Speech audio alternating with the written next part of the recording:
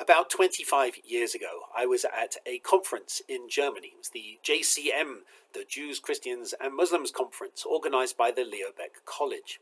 And the idea was we went to Bendorf in Germany and sat together and learned from each other, participated in each other's rituals on Friday, Saturday and Sunday, and learned from each other and studied each other's texts. It was a really interesting time.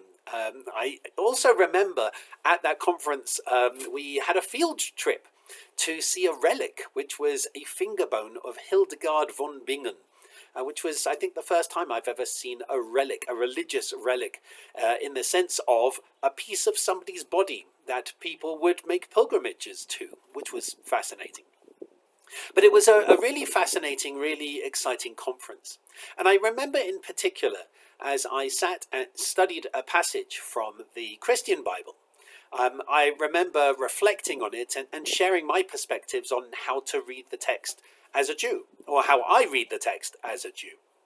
And I shared the structure, the way that we'd been taught at the Leo Baeck College to look for structure, to look for repetitions, to look for themes.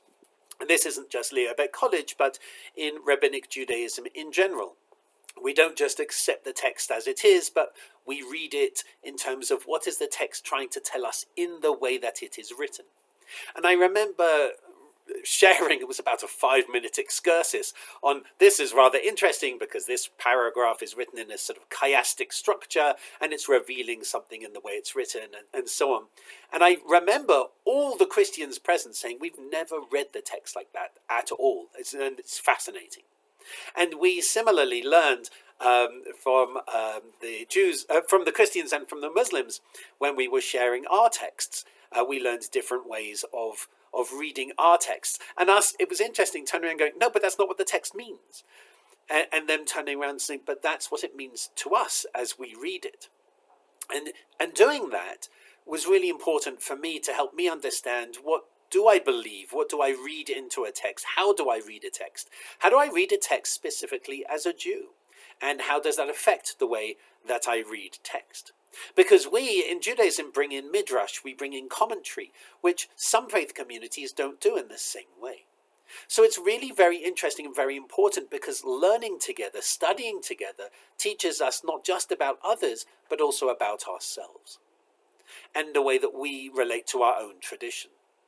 That's why I was so proud, so pleased to have been able to be the president of the Interfaith Leadership Alliance for 6 years. That's why I've always been involved in interfaith work. Not just because it helps me get to know the other, but it also helps me get to know myself. And the reason I share all of this is because next Saturday, not tomorrow, but a week tomorrow, we are starting something that we haven't done since I've been here, which is Interfaith Bible Study. And this is a response to the feedback from the survey that we sent out to our members. I then went to Pastor Matt Bridges up at St. John's United Methodist up the road and asked him if he would be interested in us sitting and studying together as a community. And so every month, probably on the fourth Saturday of the month, although next month we have a little challenge, but probably on the fourth Saturday of the month, every month, our members of our two communities are going to come together to study. And we're going to take a theme, and then we're going to share differing perspectives. So we start, not this Saturday, as in not tomorrow, but we start in 8 days' time at Temple Beth Shalom. And the theme is creation. And the way that we're structuring the day is, first we have our Shabbat Shacharit service, and members of that community can come and join us if they wish. And then we're going to have a little food, while the visiting clergy gives a presentation for 10 minutes on the theme of the day. And then the interfaith guests, the home guests essentially, get to ask questions. And then we will break out into small groups, and small interfaith groups, and we'll answer some questions together. And then we go the other way. Then the home clergy, that will be me, gives a 10-minute presentation on the theme. And then the interfaith guests, the visitors, the Methodists, will come and they'll ask questions of me. And then again, we break out into interfaith groups and ask small questions. I really hope that you'll be able to join us for this. We've sent out a link already, It's really important to send us the link just so we have a sense for security, but also particularly for food. We want to make sure that we have enough food for everyone. It's really important to me that we're able to do this. It's actually a real pleasure. Other than Pastor Matt being a mensch, being an absolutely genuinely wonderful human being, I'm really interested to hear how he reads creation. And that's our theme in 8 days' time. How does he read creation, and what does it mean to him? And being able to narrow it all down into a 10-minute presentation is a bit of a challenge.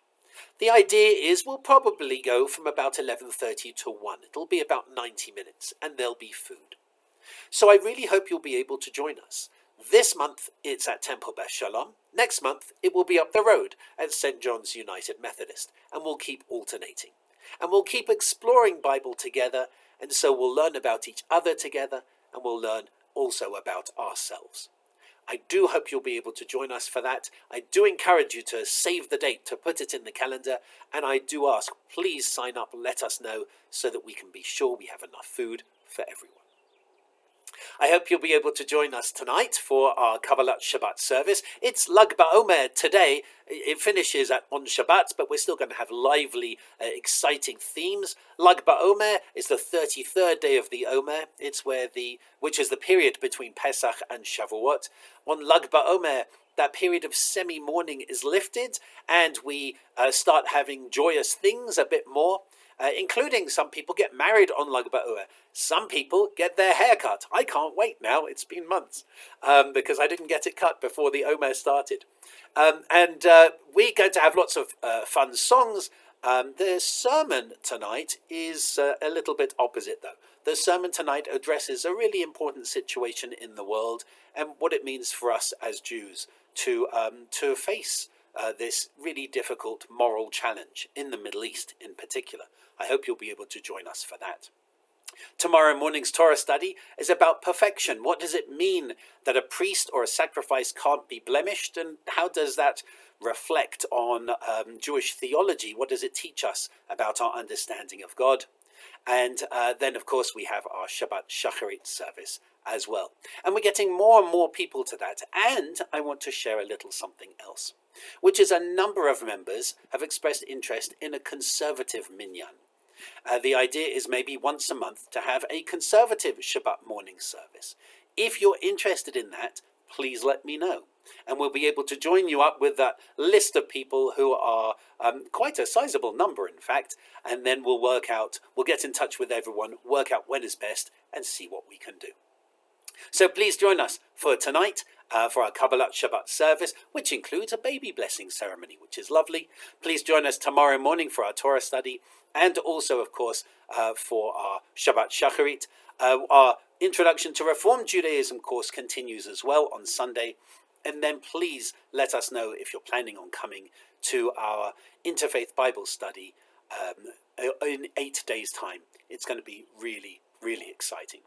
I hope to see you soon, and I wish you Shabbat Shalom.